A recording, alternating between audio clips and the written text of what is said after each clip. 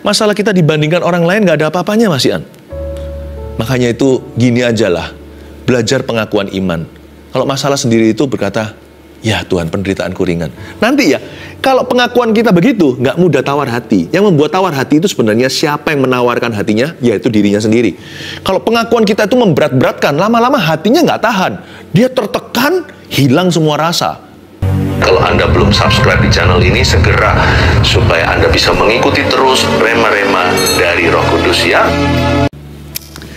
Saya ajak kita langsung membuka firman Tuhan yang saya berikan judul Jangan Tawar Hati. Karena saya merasa hari ini banyak di antara Anda sekalian yang sedang tawar hatinya.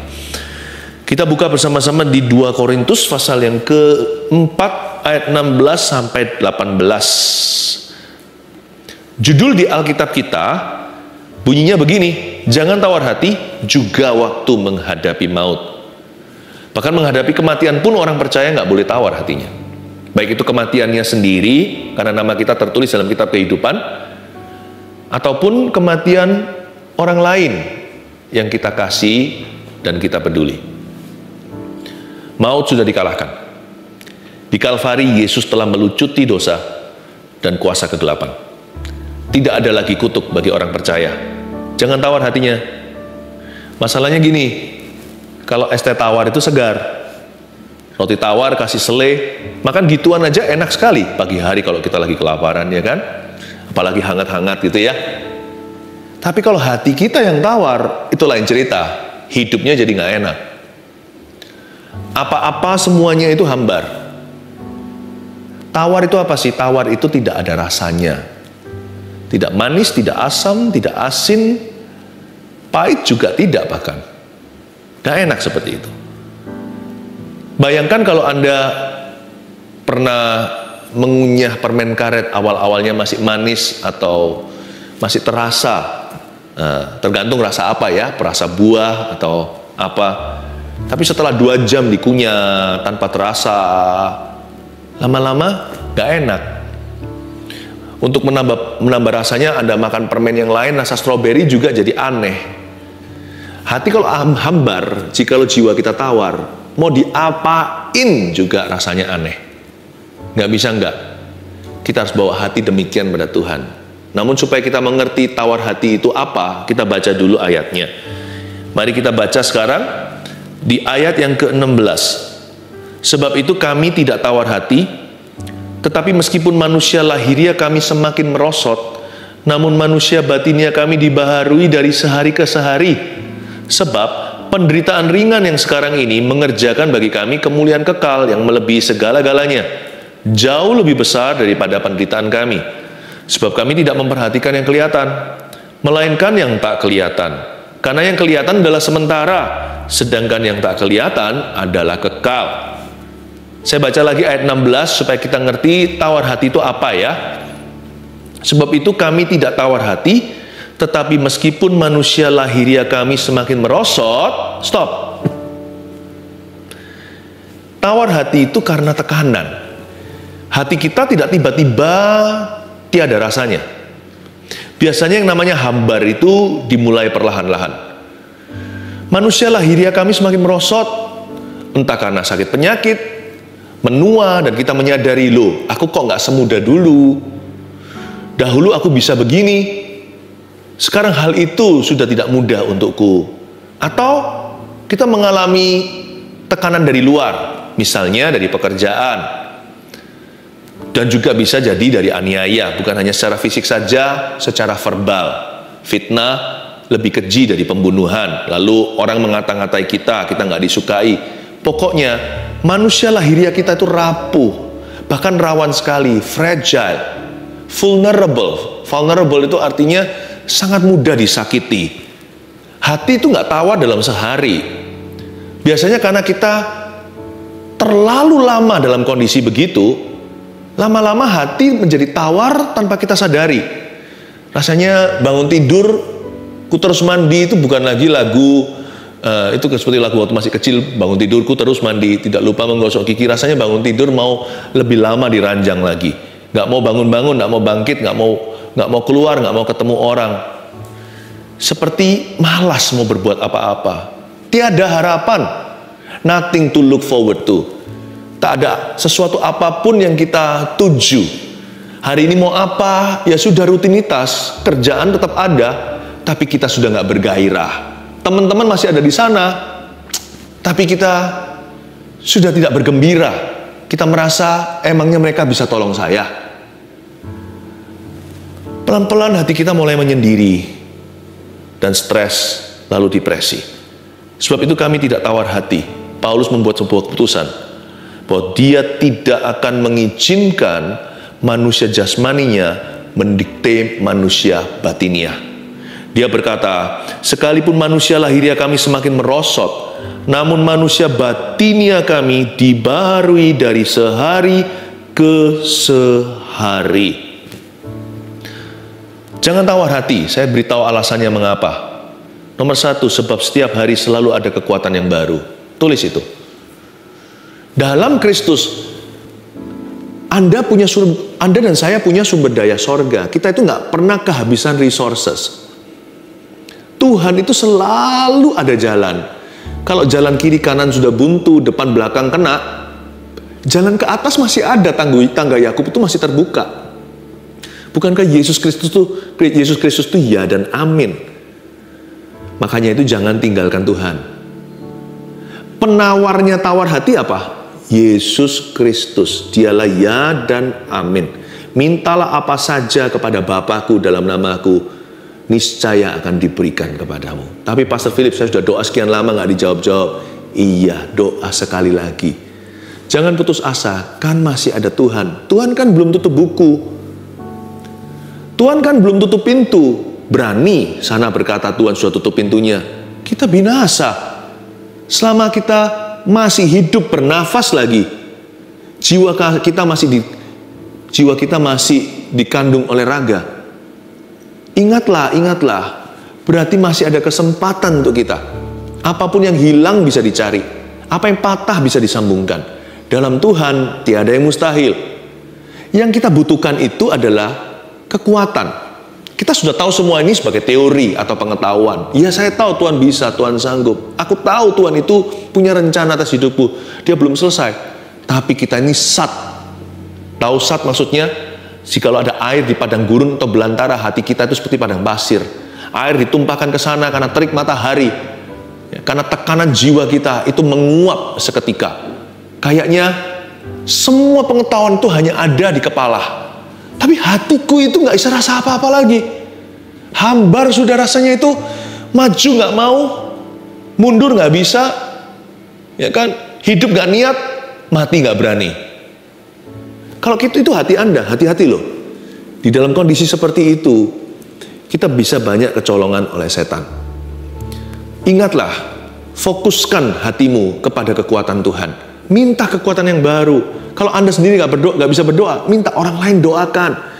Kalau Anda nggak bisa masuk hadirat Tuhan, masuklah dalam hadirat Tuhannya orang lain. Loh, Tuhanku ya Tuhanmu.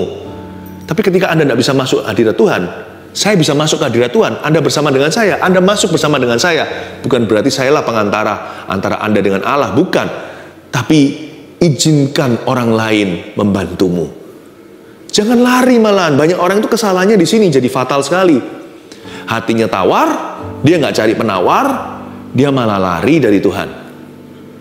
Masuklah hadirat Tuhan. Sebab setiap hari selalu ada kekuatan yang baru. Ketika semua yang kau tahu tentang Tuhanmu, apapun yang kita kenal tentang Allah, hanyalah pengetahuan belaka. Itu saya rasa jawabannya terletak pada jamahan. Yang Anda dan saya butuhkan bukan jawaban, tapi jamahan. Kurindukan Kau melawatku Tuhan. Kurindukan Engkau menjamah aku ya Tuhan. Sebab setiap hari selalu ada kekuatan yang baru. Ngomong begini, aku tahu saat ini hatiku tidak bisa dipercayai. Perasaannya ini menipu. Aku kepingin lari, tapi aku tahu Tuhan, kasih-Mu cukup bagiku. Kuasa-Mu sempurna saat ku lemah. Justru ketika aku lemah, Engkau kuat ya Tuhan. Beriku kekuatan yang baru. All you need to do is ask. Yang perlu kita lakukan hanyalah minta dan memohon kepadanya. Simple saja. Tuhan, beri aku kekuatan. Nanti lihat ya, Tuhan kirim kekuatannya. Mungkin Anda belum merasa apa-apa waktu berdoa. Setelah Anda keluar dari kamar Anda, you feel better already. Itu aneh loh.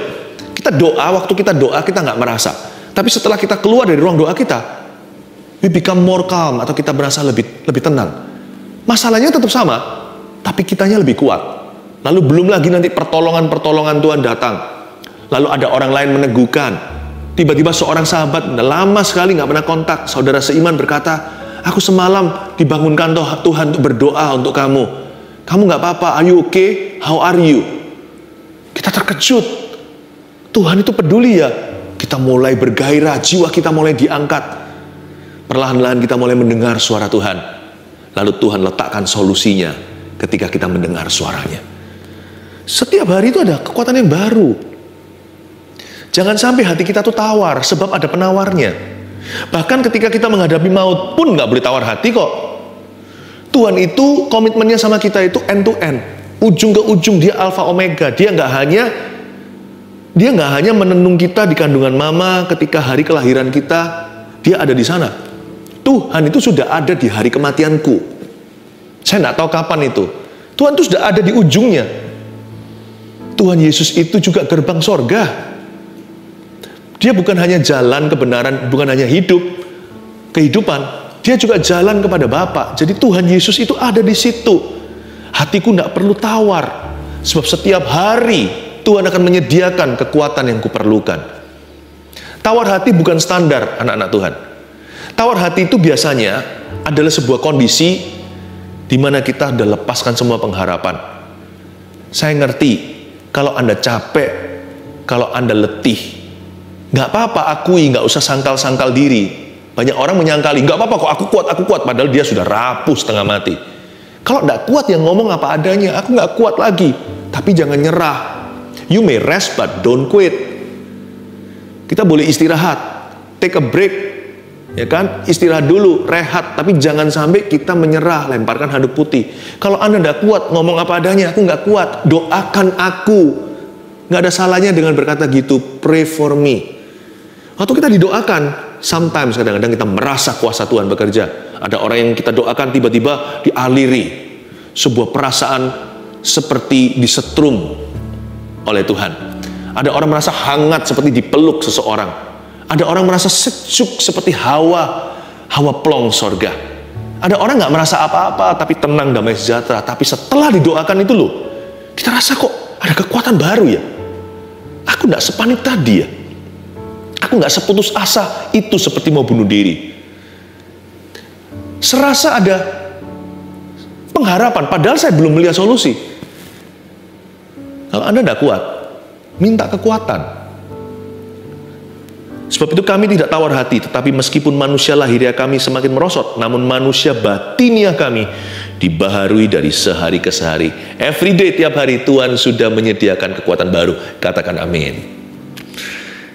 Ayat 17. Sebab penderitaan ringan yang sekarang ini mengerjakan bagi kami kemuliaan kekal yang melebihi segala-galanya. Jauh lebih besar daripada penderitaan kami. Wait. Tunggu. Coba kita pikir ulang, siapa yang bicara ini? Who's talking now? Kalau yang ngomong ini orang yang hidupnya nyaman, gak punya problema, saya gak akan dengarkan. Tapi yang ngomong ini, yang tulis ini adalah seorang yang sudah sangat-sangat familiar dengan penderitaan. Orang ini yang menulis kalimat sebab penderitaan ringan yang sekarang ini, dia sebut penderitaannya ringan, adalah seorang rasul yang dipenjara, dicambuki, lewat kapal karam, difitnah, huru hara. Apalagi duri dalam dagingnya. Sebut satu persatu dalam resume kurikulum fitnya. Orang ini aduhai penderitaannya. Kok bisa ya? He talks so light of his sufferings. Dia bicara begitu enteng atau meremehkan, mengentengkan atau meringankan penderitaannya sendiri. Itu loh orang Kristen. Belajar seperti Paulus. Anak Tuhan itu nggak boleh hiperbola kalau soal penderitaannya. Kalau orang lain sakit kita turut menangis, orang lain baru menetes air mata, kita sudah meratapinya, nggak apa-apa. Itu namanya belas kasihan. Menangislah dengan orang yang menangis, kata Yakobus. Tapi kalau kita digencet sedikit oleh kehidupan, kena tekanan langsung nangis sejadi-jadinya, belum apa-apa. Orang lain mungkin hanya baru meneteskan air mata, kita sudah merengek-rengek mau mati. Berarti kecil sekali kekuatan kita. Sampai-sampai dikit-dikit tahan atau tidak tahan imannya. Kurang tabah lah kira-kira. Tapi orang yang ngomong ini, yang bilang ini adalah seorang rasul yang kerap kali menderita. Saya ulang ya, sebab penderitaan ringan yang sekarang ini. Penderitaan ringan yang sekarang ini. Ulang lagi, penderitaan ringan yang sekarang ini. Light suffering. Penderitaan ringan yang sekarang ini. Saya ulang lagi, sampai merema di dalam jiwa kita yang suka besar-besarkan masalah sendiri. Saya tahu masalahmu besar, tapi nggak segede itu, percayalah. Pastor Philip nggak tahu sih, masalah saya juga besar, juga nggak segede itu. Saya nanti buktikan kenapa masalah kita semua ini kecil.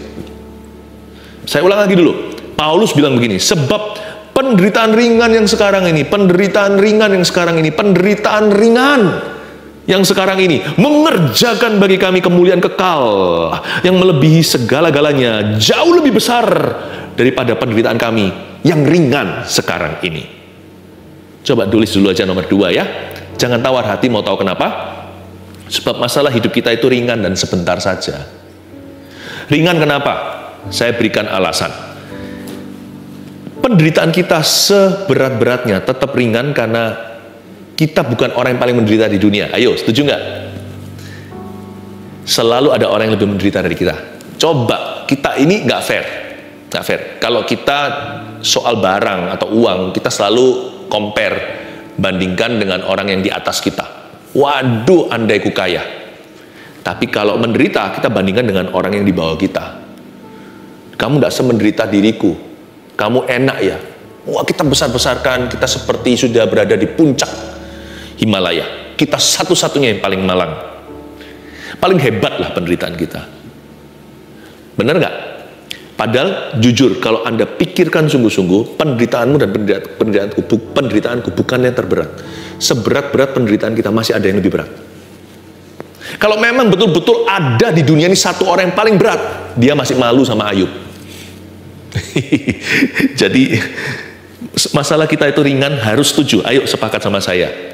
Udah jangan lihat masalah orang lain, persoalan sendiri. Ayo kita sama-sama mengakui bahwa problemaku ringan saja kok. Dibanding sama orang lain, dibanding sama Yesus.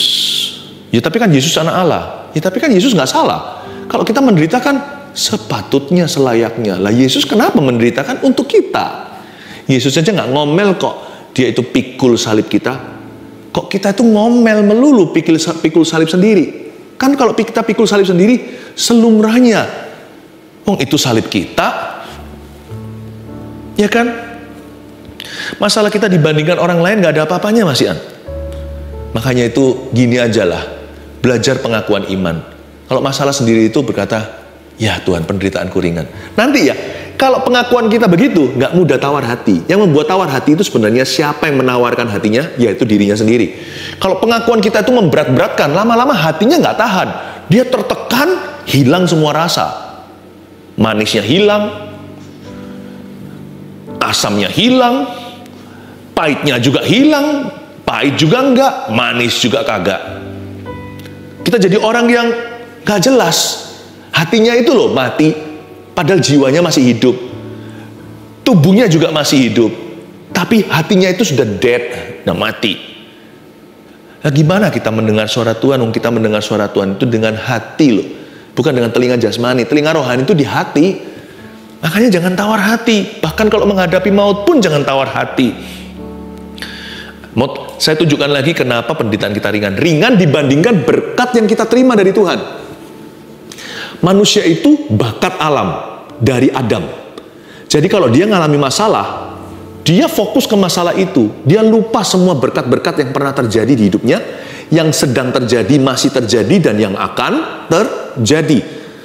Tapi kalau dia diberkati, dia akan segera lupa. Manusia itu lebih ingat pain. Kita itu lebih konsentrasi pada rasa sakit. Padahal rasa berkat itu sama banyaknya, jikalau bukan lebih banyak. Coba kalau kita mau fair-fairan, lebih banyak berkat atau tidak dalam hidupmu. Wah, nggak bisa Pastor Philip, hidup saya tuh malang-malang melulu. Contoh, Anda bernafas nggak sekarang? Itu berkat Tuhan nggak? Saya itu berat secara ekonomi, hancur. Saya gimana balikan hutang ini itu? Tetanggamu itu kehilangan kekasihnya loh, kehilangan pasangan hidupnya. Suami 40 tahunnya bersama dengan dia. Anda masih utuh, suami istri, anak-anak masih di situ. Pernahkah kita hitung? Sebenarnya kita nggak merasa diberkati karena kita nggak pernah sengaja menghitungnya. Kalau kita menghitungnya, ternyata minimal ya unda-undi loh berkat dan salibnya. Memang di hidup ini nggak bisa gini loh, berkat melulu. Nanti kita lupa, atau salib melulu. Nanti kita akan tidak tahan. Tuhan tuh selalu izinkan berkat salib, berkat saling menyalip. Berkat saling berdatangan, salib pun harus kita hadapi. Nah, kalau kita mau sungguh-sungguh hitung berkat Kristus di hidup kita, semua yang free, yang diberikan cuma-cuma, you be very surprised. Ternyata minimal unda-undi loh, jikalau bukan berkat itu mengepungmu, tapi tidak pernah kau anggap sama sekali. Belum lagi, nama kita tertulis di kitab kehidupan anak domba Allah. Kita mati, mentah-mentah masuk surga. Itu mau bayar berapa? Aduh, orang-orang yang meringkuk di neraka hari ini, andai kata mereka bisa reinkarnasi, nggak ada ya reinkarnasi dalam kekristenan. Yang ada resurrection, bukan reincarnation. Bukan reinkarnasi, yang ada adalah kebangkitan orang mati. Tapi andai kata ini omong kosongnya, ilustrasi kiasan saja, kalau mereka diizinkan seperti si orang kaya itu yang mohon-mohon keluar dari api neraka dan minta setetes air dari jari kecilnya Lazarus yang ada di sorga. Andai kata dia diizinkan hidup, mau nggak? Dia disuruh sengsara 80 tahun seumur hidupnya supaya masuk surga? Mau pasti. Daripada miliaran tahun merasa panca indera, persis seperti di dunia, hanya lebih tajam di akhirat, dibakar hidup-hidup dalam belerang, dan cacingnya tidak pernah mati, kertakan gigi di mana-mana. Mau nggak dia bayar harga 80 tahun sengsara? Mau dengan senang hati, kalau perlu 100 tahun sekalian. Untuk memastikan, tapi nggak ada keselamatan, nggak bisa dibeli, tidak ada purgatori atau terjadi api suci, nggak ada. Karena bagi setiap orang hidup hanya sekali, kata firman, itu Alkitab yang katakan, lalu penghakiman. Jadi kita nggak boleh ngomel, karena sorga itu, the glory of God itu jauh lebih besar. Hitung dengan berkat aja fair-fairan, minimal unda-undi. Itu pun saya turun-turunkan ya, saya bulatkan bawah. Kalau kita jujur, ternyata bulat atas, aduhai, kita ini dikepung berkat setiap hari, tapi kita jarang bersyukur. Makanya hati yang tawar itu nggak bisa bersyukur, karena dia memang gara-gara nggak bersyukur, dia tawar. Loh, kalau Anda nggak pernah tanam semangka, mana bisa keluar buah semangka kalau nggak ada bijinya? Tawar itu akibat nggak bersyukur, makanya tawar. Jadi penawarnya ya bersyukur, nanti lama-lama dia nggak tawar. Itu hati dikasih selai situ. Kasih stroberinya Tuhan, kasih buah-buah roh di sana. Ya. Karena kalau kita banding dengan berkat aja, kita melihat kebenarannya. Apalagi kalau kita bandingkan dengan glory. Wow, dengan glory. Nama kita loh tertulis di kitab kehidupan. Kita lanjutkan ayat yang terakhir 18. Sebab kami tidak memperhatikan yang kelihatan. Itu dia, jangan liatin terus aja yang nampak, melainkan yang nggak kelihatan. Apa sih yang kelihatan nggak kelihatan ini apa sih? Karena yang kelihatan adalah sementara. Ini bicara tentang hidup di dunia. Sedangkan yang tak kelihatan adalah kekal. Jangan tawar hati ya, keluarga Saat Teduh yang saya sangat sayangi.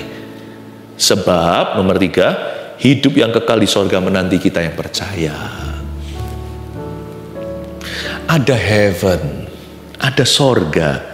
Please jangan lupa, sesusah-susah kita, hidup itu sementara. Sementara, jangan ngomel terus. Saya ngomong gini bukan sedang kuliahi Anda, saya gini juga ngomong sama diri sendiri. Aduh, gitu aja loh, udahlah. Hanya gitu aja. Sakit ya, kita minta sembuh, ya kan? Tapi kalau belum sembuh, jangan mengeluh. Ya cuman sakit gitu, badan kita ini cepat lambat toh turun ke kuburan. Iya nggak? Coba lihat badan saya ini suatu hari, saya lihat baik-baik deh. Sesuatu hari nanti saya nggak bisa lihat tangan saya segini kalau suatu hari giliran saya yang mati. Saya kan dikubur dan ini jadi tanah. Ini ibu jari saya, ya kan? Ini kulit saya. No big deal lah. No big deal.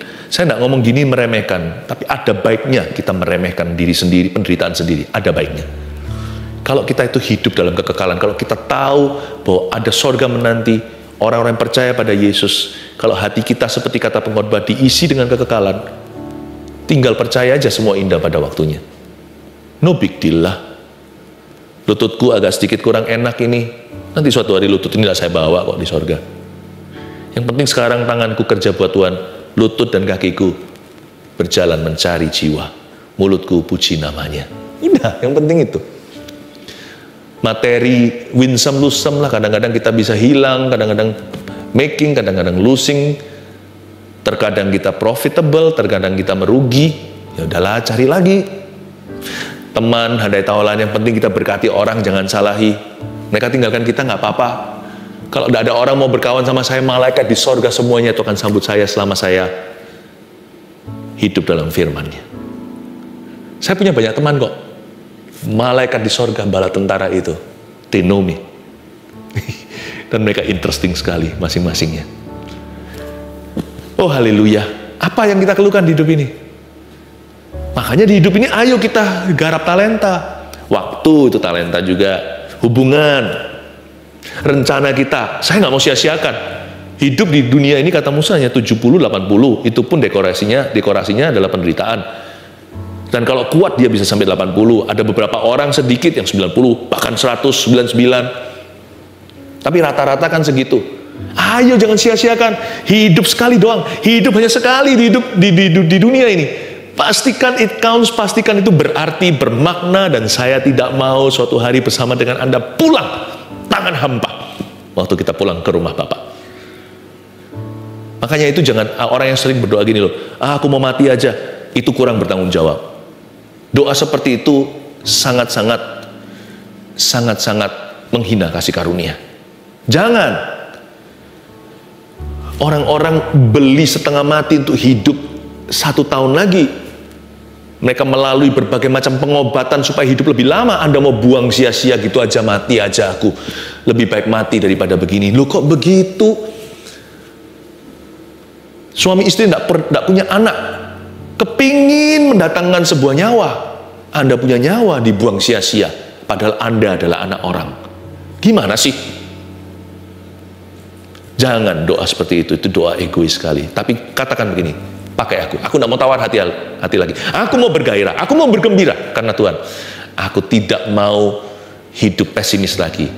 Hidup ini sebentar saja. Sebentar dibandingkan miliaran tahun kemudian. Karena itu bukanlah fantasi, itu firman Tuhan. Bahwa kekekalan itu artinya dari kekal sampai kekal. Berarti miliaran pun hanya menitan. Itu selama-lamanya.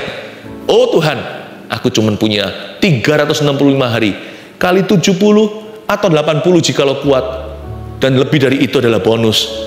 Aku pastikan hari-hariku, ku hitung baik-baik, ajarku menghitung hari-hari agar hatiku beroleh bijaksana. Dan pastikan dalam hidupku ini melayani Tuhan. Pakailah saya, itu doanya. Bukan mati saja, pakailah aku sekarang Tuhan. Aku tidak tawar hati, ku serahkan hatiku. Lawan kata tawar hati apa? Serahkan hati. God wants your heart. Jesus wants your heart. Yesus mau hatimu. Dia rindu hatimu dan hatiku. Dia mau your heart. Lawan katanya tawar hati adalah serahkan hatimu kepada Kristus. When you surrender your heart, atau Anda serahkan hati kepada Tuhan, everything God, not only everything good will happen to you. Bukan hanya segala sesuatu yang baik terjadi padamu, tapi segala sesuatu yang ilahi akan terjadi dalam hidupmu. 1, 2, 3 apa aja poinnya? Jangan tawar hati sebab setiap hari selalu ada kekuatan yang baru. Siapa rindu di jamaah Tuhan? Angkat tangan. Yes, praise the Lord. Saya bisa lihat tangan-tangan Anda. Jangan tawar hati sebab masalah hidup kita itu ringan dan sebentar saja. Ringan masalah hidupku. Nggak seberapalah dibanding orang lain. 3, jangan tawar hati sebab hidup yang kekal di sorga menanti kita yang percaya. Yang percaya Tuhan katakan, amin. Amin. 1 Petrus 4 ayat 7. Kesudahan segala sesuatu sudah dekat. Karena itu, kuasailah dirimu dan jadilah tenang, supaya kamu dapat berdoa. Saudara yang terkasih, terima kasih telah mendengarkan firman Tuhan hari ini. Jangan lupa untuk dukung terus channel ini dengan cara subscribe, like, share, dan juga komen, agar saudara kita yang lain juga boleh terberkati. Tuhan Yesus memberkati kita.